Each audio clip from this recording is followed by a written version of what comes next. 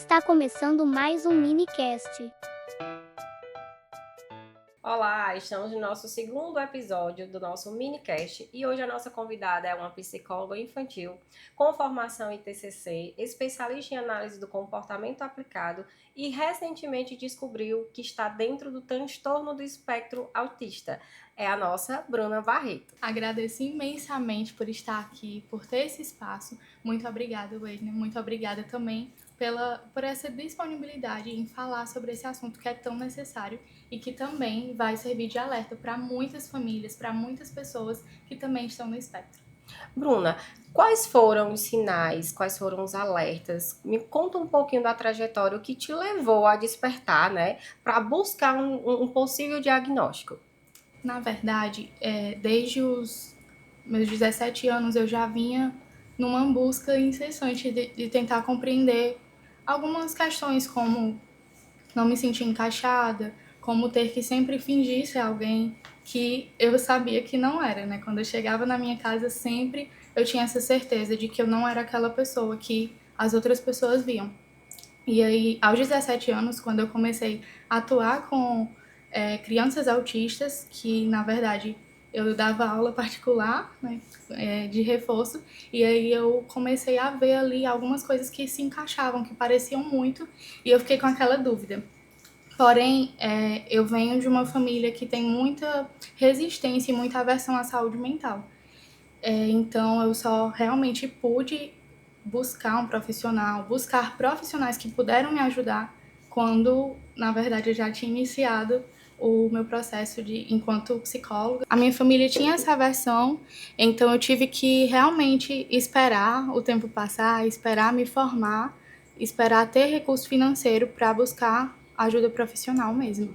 E aí foi nos atendimentos, foi no 1 a 1 com as crianças ali que realmente o processo iniciou de fato.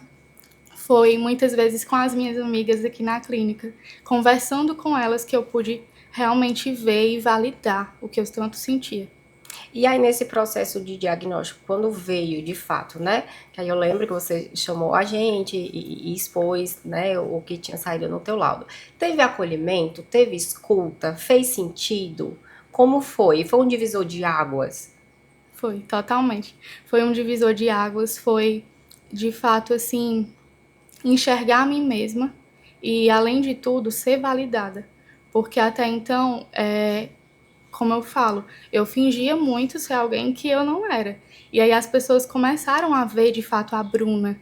E quando elas começaram a ver, elas puderam me acolher mais, começaram a tanto enxergar como validar, como realmente acolher, sabe? Eu poderia ter ali conversas mais profundas com vocês, e aí nesse processo eu me senti acolhida, sim. Foi assim, em cada espaço teve né, foi uma camada diferente, mas aqui na clínica eu me senti muito acolhida. Na igreja também foi um suporte, eu tive esse suporte.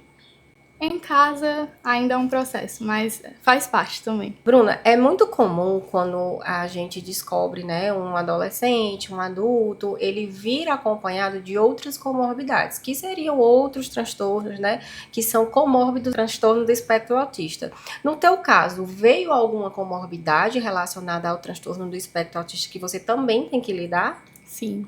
Na verdade, eu fui tanto diagnosticada com o transtorno do espectro autista, o TDAH e também a ansiedade social.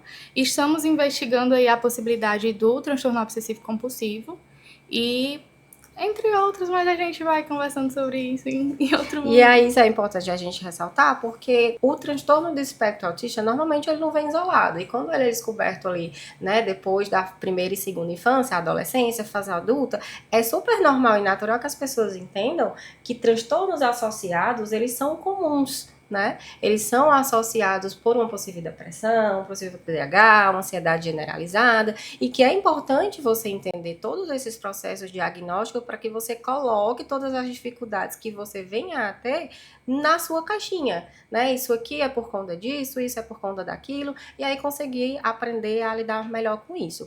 Após o diagnóstico, né? Tudo encaixadinho, esse quebra-cabeça ali um pouquinho montado.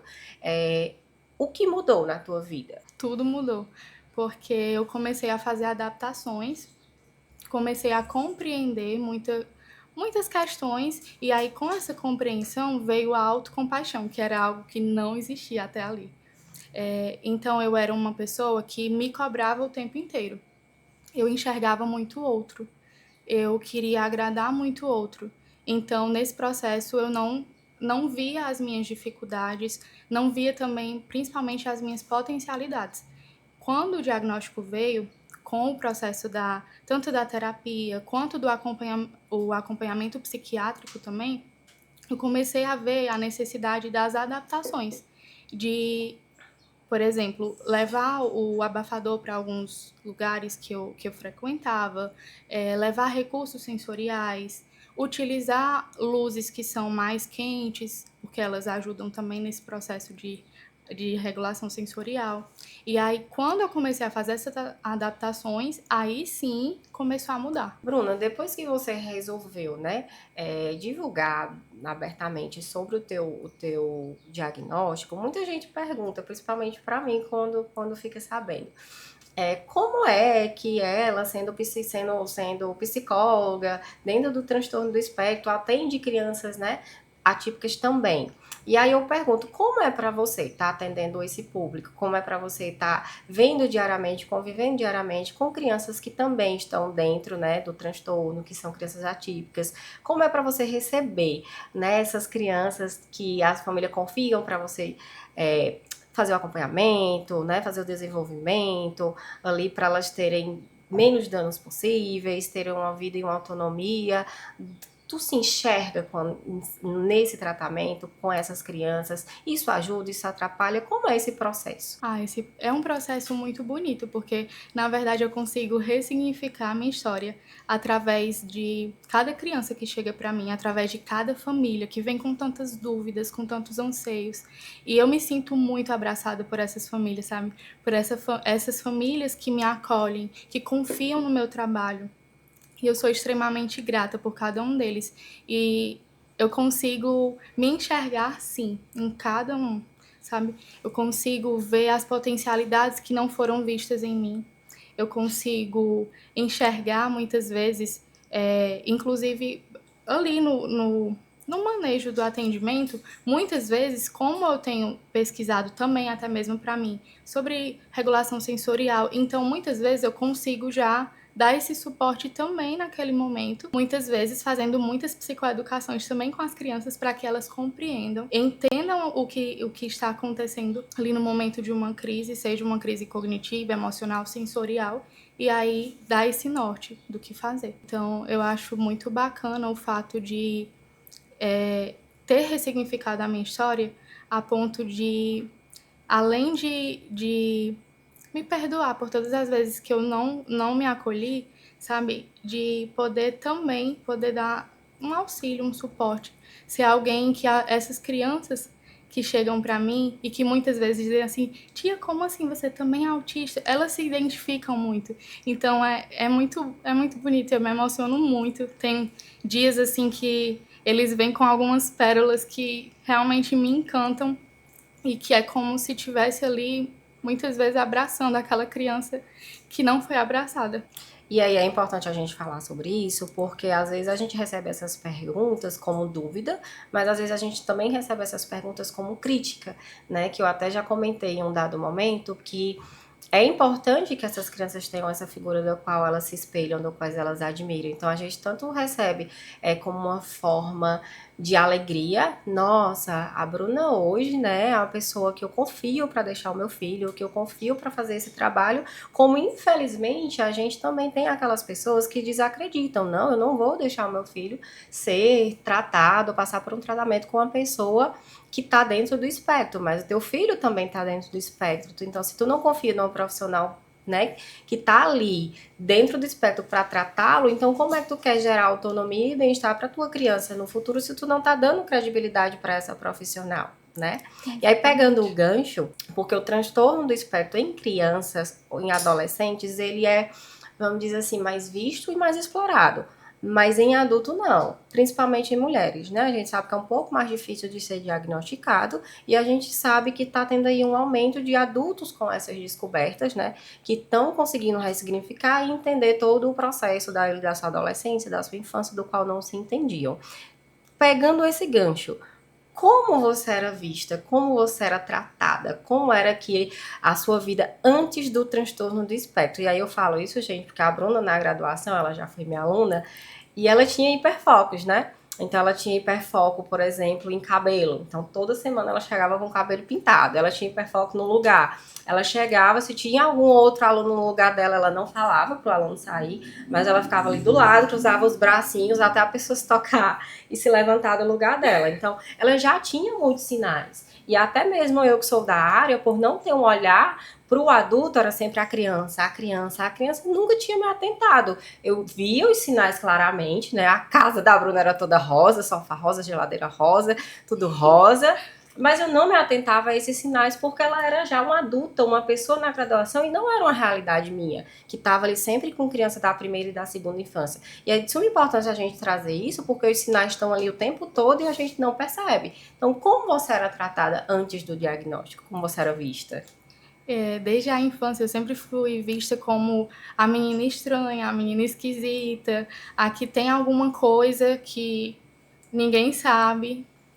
E sempre... também tinha o burra, tá? De vez em quando, como eu tinha dificuldades na aprendizagem na infância, principalmente, porque aí depois eu fui adquirindo algumas adaptações mesmo que foi camuflando essas dificuldades. Mas até então eram muitas palavras que me assustavam. Né, eu ouvia muito excêntrica, você é uma menina muito excêntrica, muito estranha, e aquilo ao mesmo tempo me deixava também em dúvida, porque como eu falei, já era algo que eu vinha percebendo de um tempo, só não conseguia nomear, só não conseguia entender tanto como hoje, mas é algo que assim, eu era, já tinham ali algumas características que estavam mais evidentes, a gente só não conseguia até mesmo por toda essa dificuldade no diagnóstico com pessoas adultas, ou esse diagnóstico tardio que investiga toda a infância, toda a adolescência, e aí como a gente muitas vezes não foca nisso, né, vê mais a questão da infância, a gente muitas vezes passa despercebido. E aí eu queria que tu deixasse pro pessoal que tá assistindo uma dica. A gente vai trazer um outro episódio falando da dificuldade, né, do autismo na vida adulta, ou da dificuldade do autismo em mulheres.